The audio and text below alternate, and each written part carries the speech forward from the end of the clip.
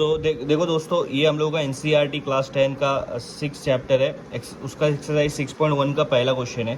तो पहला क्वेश्चन है यहाँ पर, in triangle ABC, right angle triangle at B, AB is equal to 24 centimetre, BC is equal to 7 centimetre. तो determine करना है ये दो क्वेश्चन, ठीक है। सबसे पहले हम लोग यहाँ पर फिगर बना लेते हैं जिस हिसाब से क्वेश्चन पूछा है। क्वेश्चन क्या बोला है कि इन ट्राइंगल ABC, एक ट्राइंगल है, ट्राइंगल का नाम है ABC, मैंने ट्राइंगल का नाम रख दिया ABC। अब वो आगे बोल रहा है right angle triangle at B, मतलब B पर क्या है, राइट एंगल ट्राइंगल है, मतलब B पे जो एंगल रहेगा वो 90 डिग्री रहेगा, ठीक है। अब ये हमको समझ गया। इसका मतलब B के सामने वाली जो लाइन है AC, ये आपकी हाइपोटेनियस रहेंगी, याद रखना। राइट एंगल ट्राइंगल के सामने वाली जो लाइन होती है वो हाइपोटेनियस होती है, तो AC हाइपोटेनियस है। अब उन्होंने बोला है AB जो है 24, तो AB के पास मैंने 24 लिख दिया। BC 7 सेंटीमीटर है, ठीक है। अब AC हमको नहीं पता है, हमको दो ही चीज़ दी हुई है, हमको निकालना है sine A cos A, sine C cos C। Sine और कॉस निकालना है तो उसके लिए हम लोग को हाइपोटेनियस की ज़रूरत पड़ती है, लेकिन यहाँ पर हाइपोटेनियस दिया हुआ नहीं है। तो सबसे पहले हम लोग निकालेंगे हाइपोटेनियस, मतलब दो साइड दी हुई है ट्राइंगल की, तीसरी साइड हमको निकालना है। बहुत सिंपल सा कंसेप्ट है, कोई भी नहीं है। सबसे पहले तीनों साइड्स को निकाल लो, तो जिसमें से दो दी हुई तो एक निकालना पड़ेगा। और अगर राइट एंगल ट्राइंगल है और दो साइड दी हुई है तो सिंपल सा एक ही फार्मूला यूज़ हो सकता है, वो फार्मूला है पाइथागोरस थ्योरम। उसके अलावा कोई फार्मूला नहीं यूज़ होगा। पाइथागोरस थ्योरम आपको पता होगा क्या होता है पाइथागोरस थ्योरम, तो जिसको नहीं पता है मैं आपको बता देता हूँ। पाइथागोरस थ्योरम में क्या होता है, जो हाइपोटेनियस साइड है, जो राइट एंगल ट्राइंगल के सामने वाली साइड है, उसको एक साइड लिखो AC, फिर उसके बाद इज इक्वल टू लगो, ठीक है। अब जो दोनों बची हुई है, ये AC यूज़ हो गई, तो कौन कौन सी बची, AB बची और BC बची, ये दोनों को एक साइड रखो और उनके बीच में प्लस लगा दो, ठीक है। मैंने क्या करा, हाइपोटेनियस को एक साइड लिखा और जो बची हुई दो साइड उसको एक साइड लिख के प्लस लगा दिया। अब तीनों पे स्क्वायर लगा दो, ये तुम्हारा पाइथागोरस थ्योरम हो जाएगा, ठीक है। अब आप देखो, आपको क्या चाहिए, AC चाहिए। AC आपको फाइंड आउट करना है। AB दी हुई है 24, तो 24 लिख दिया AB की जगह पर, उसके ऊपर स्क्वायर है तो स्क्वायर लगा देंगे। BC की जगह पर 7 लिख देंगे और उसके ऊपर स्क्वायर है तो स्क्वायर लगा देंगे। 24 का स्क्वायर कितना होता है आपको याद होना चाहिए, 25 का 625 होता है। 24 का क्या होता है, 576। उसके बाद 7 का स्कोर कितना होगा, 49। 7 का स्कोर कितना होगा, 49। अब मैं आपको बता देता हूँ, जिसको 24 का स्क्वायर नहीं पता होगा वो इजीली निकाल सकता है। 24 का स्क्वायर निकालने के लिए क्या करना पड़ेगा, कोई भी स्क्वायर बहुत सिंपल से निकलता है। 2 का स्क्वायर लो, उसको 2 डिजिट में लिखो। 2 का स्क्वायर 4 होता है, उसको मैं 2 डिजिट में लिख रहा हूँ।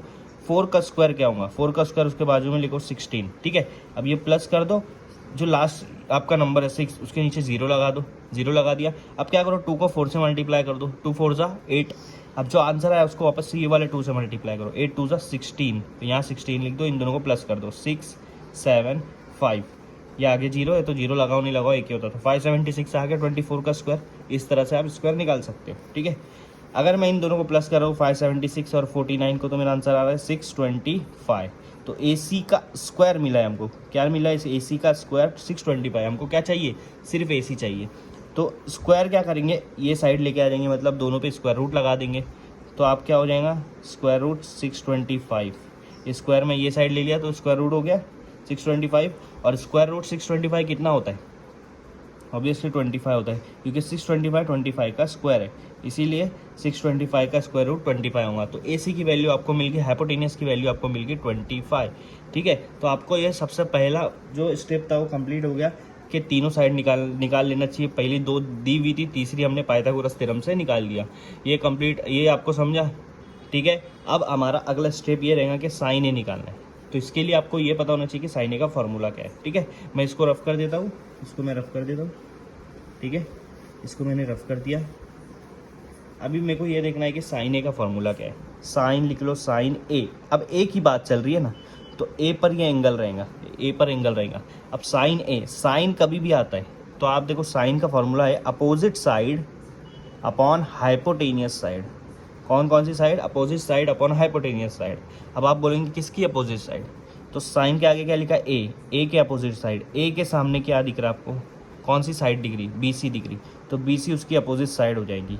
A के सामने कौन सी साइड दिख रही, BC, तो BC उसकी अपोजिट साइड हो जाएगी।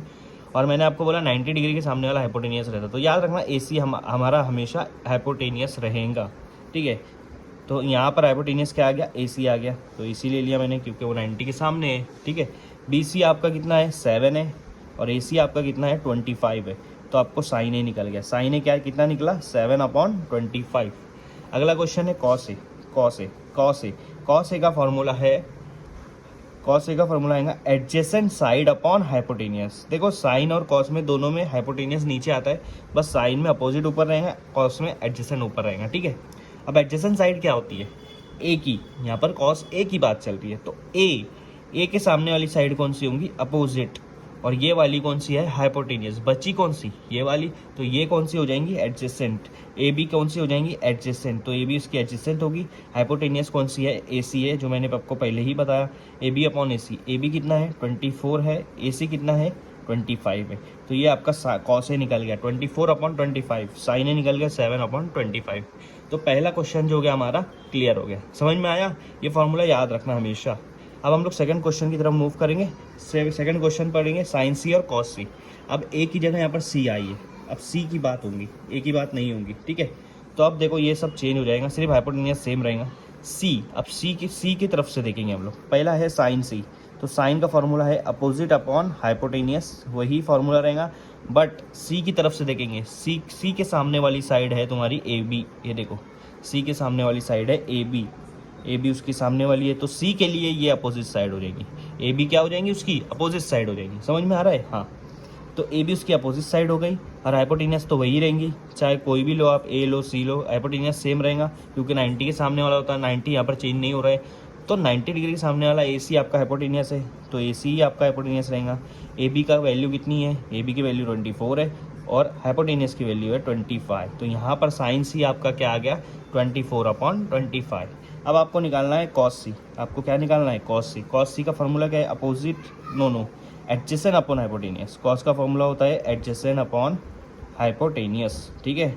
अब आपको पता होना चाहिए एडजेसेंट क्या है सी के लिए, क्योंकि ये सी के बारे में, तो सी का जो सामने वाला है उसका अपोजिट हो गया, ये तो हाइपोटेनियस है, तो बचा कौन सा, बी सी। तो बी सी कौन सा होगा, सी के लिए एडजेसेंट होगा, और हाइपोटेनियस उसका क्या है, ए सी है। अब आप देखो बी सी कितना है, बी सी की वैल्यू है 7, और ए सी की वैल्यू कितनी है, ए सी की वैल्यू है 25, तो कॉस सी क्या आ गया 7 अपॉन 25, तो साइन सी आपको निकला 24 अपॉन 25, कॉस सी निकला 7 अपॉन 25। इस तरह से ये पहला क्वेश्चन क्लियर हो गया।